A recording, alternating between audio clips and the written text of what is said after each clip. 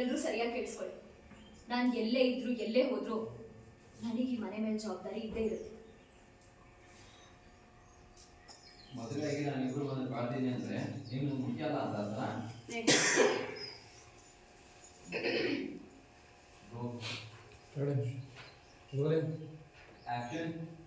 ಹಕ್ಕಿಲ್ಲ ಅಂತ ಮಾತಾಡ್ತಿದ್ದೀರಲ್ಲ, ಹಾಗಿಲ್ಲ ಅದಕ್ಕೆ ಅದು. ಎಲ್ಲರೂ ಸರಿಯಾಗಿ ಕೇಳಿಸ್ಕೊಳ್ಳಿ.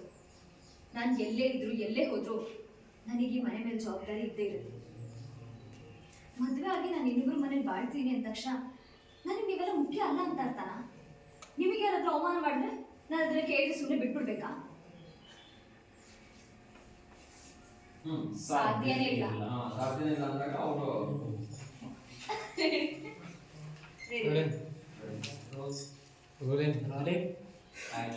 ಹಕ್ಕಿಲ್ಲ ಅನ್ನತ್ರ ಮಾತಾಡ್ತಿದ್ದೀರಲ್ಲ, ಹಾಗಿಲ್ಲ ಅದಕ್ಕೆ ಅದು. ಎಲ್ಲರೂ ಸರಿಯಾಗಿ ಕೇಳಿಸ್ಕೊಳ್ಳಿ. ನಾನು ಎಲ್ಲೇ ಇದ್ರು ಎಲ್ಲೇ ಹೋದ್ರು ನನಗೆ ಈ ಮನೆ ಮೇಲಿನ ಜವಾಬ್ದಾರಿ ಇದ್ದೇ ಇರುತ್ತೆ. ಒಂದು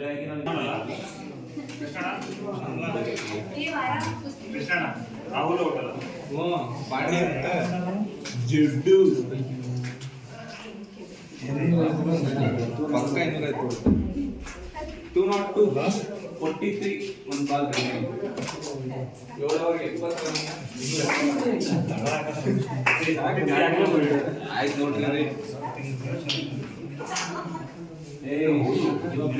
ನೋಡ್ರಿ. ಈಗ ಒಂದು ರೂಪಾಯಿ ಆಗತ್ತೆ ಅನ್ನೋದು ಸ್ವಲ್ಪ ನಿಧಾನ ಮಾಡ್ಬೇಕು.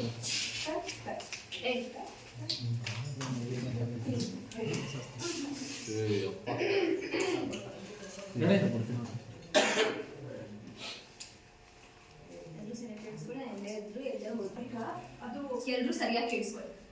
ನಾನು ಎಲ್ಲೇ ಇದ್ರು ಎಲ್ಲೇ ಹೋದ್ರು ನನಗೆ ಈ ಮನೆ ಮೇಲಿನ ಜವಾಬ್ದಾರಿ ಇದ್ದೇ ಇರುತ್ತೆ. ನಾನು ಮದುವೆ ಆಗಿ ಇನ್ನೊಬ್ರು ಮನೆಗೆ ಹೋಗಿ ಬಾಳ್ತಿದ್ದೀನಿ ಅಂದ ತಕ್ಷಣ ನೀವೆಲ್ಲ ನನಗೆ ಮುಖ್ಯ ಇಲ್ಲ ಅಂತ ಅರ್ಥನ?